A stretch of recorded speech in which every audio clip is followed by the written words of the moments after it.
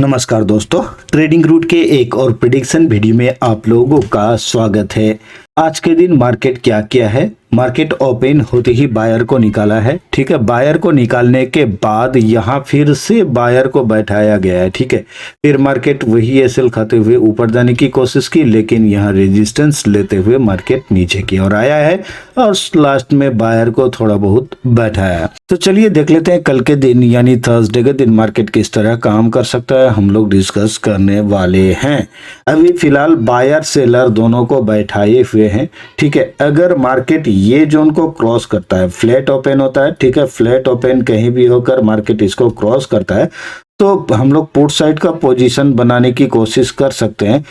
Reason क्या है? Reason यही है कि अगर ये बायर निकलने की कोशिश करेगा, ठीक है, तो ये बायर अगर एक बार निकलने की कोशिश की तो डेफिनेटली मार्केट निकल सकता है नीचे। ठीक है, और 47,850-60 को क्रॉस करते हुए मार्केट नीचे आने की कोशिश कर सकता है।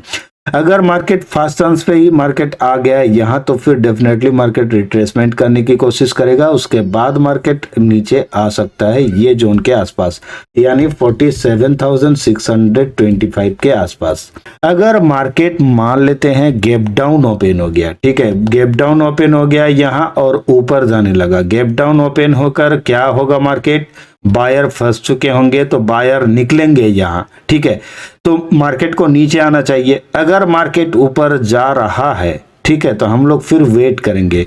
वेट इसलिए करेंगे कि देखिए यहाँ तो सेलर का एसएल है, ऐसा नहीं है, लेकिन एक्सपायरी के बाद वाला डे है ना, तो थोड़ा सा वेट करेंगे कि मार्केट क्या करने की कोशिश कर रहा है। यहाँ एसएल क्रिएट करने की कोशिश कर रहा है या एसएल खाकर ऊपर जाने की कोशिश कर रहा है। ठीक है, तो उसके तहत हम लोग ट्रेड ले सकते हैं, लेकिन देखना होगा कि मार्केट अगर यहाँ रेजिस्टेंस पॉइंट बनाने की कोशिश कर रहा है तो डेफिनेटली हम लोग पुट साइड पे जा सकते हैं। टारगेट हम लोग का बड़ा रह सकता है।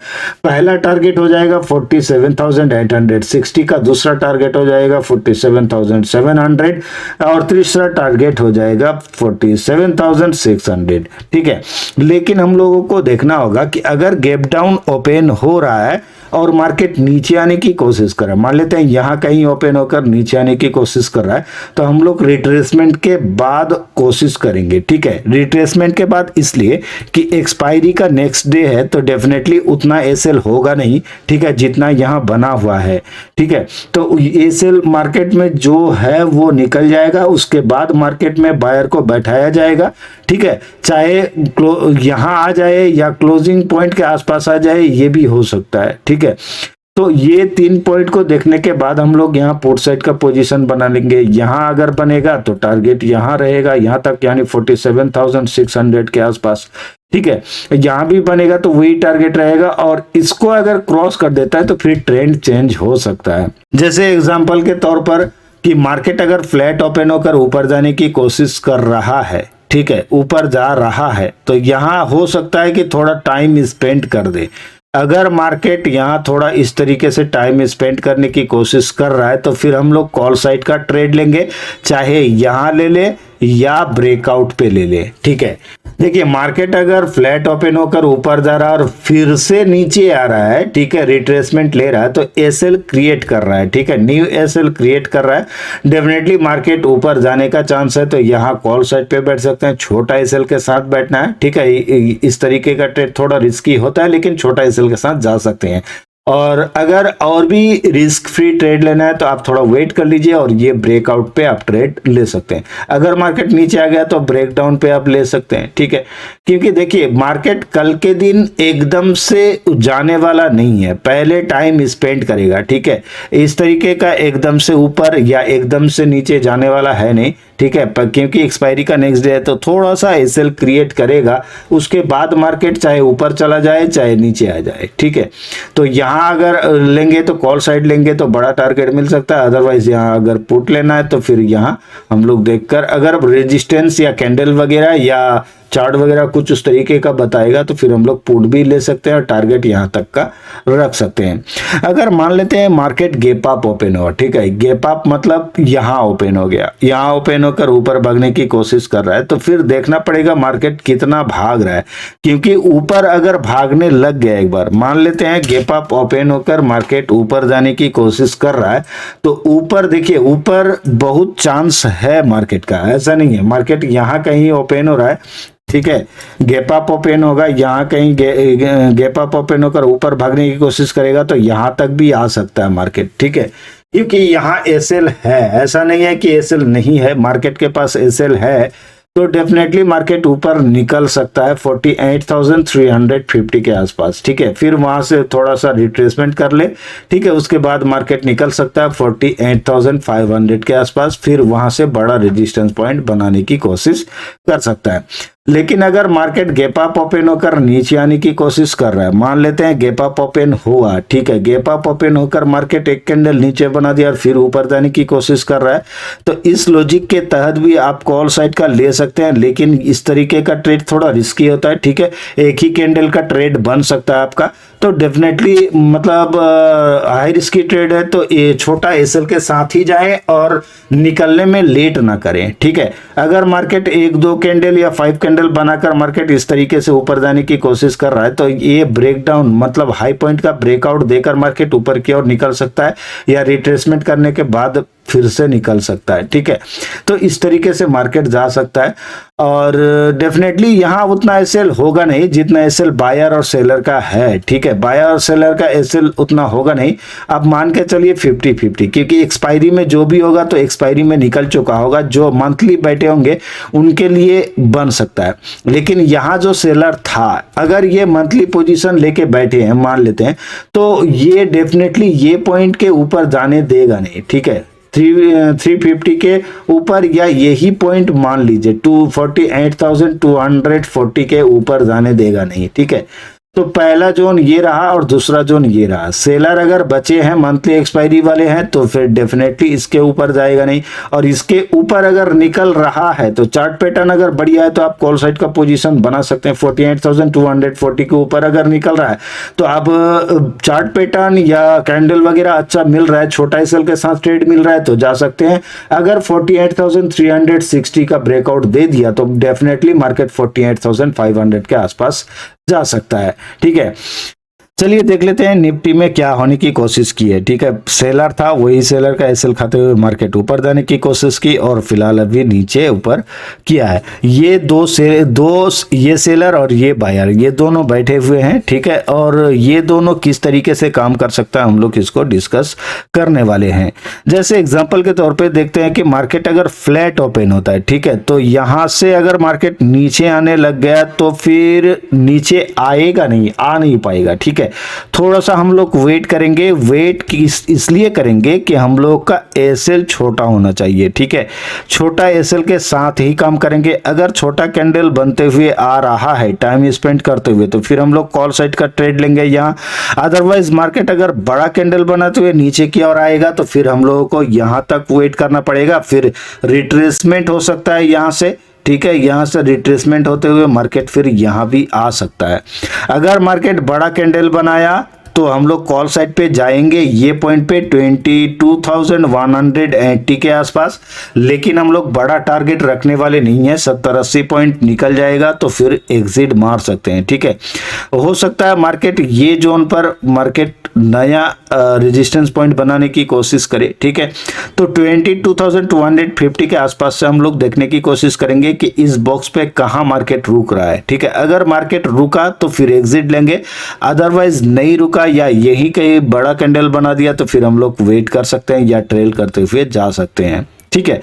अगर मार्केट मान लेते हैं फ्लैट ओपन हुआ, फ्लैट ओपन होकर ऊपर जाने की कोशिश कर रहा है, ठीक है, तो ये जितने भी सेलर हैं ये निकलने की कोशिश करेगा डेफिनेटली, तो मार्केट एकदम से निकल सकता है, ऐसा नहीं है कि मार्केट नहीं निकलेगा, हो सकता है इसका ब्रेकआउट देकर मार्केट ऊपर जाए, रिट्रेसमेंट करे और फिर ऊपर निकल जाए, ठीक है। तो अब देखिए इस तरीके का ट्रेड में लगभग रिस्की ट्रेड, बहुत ही खतरनाक रिस्की ट्रेड होता है ये, ठीक है।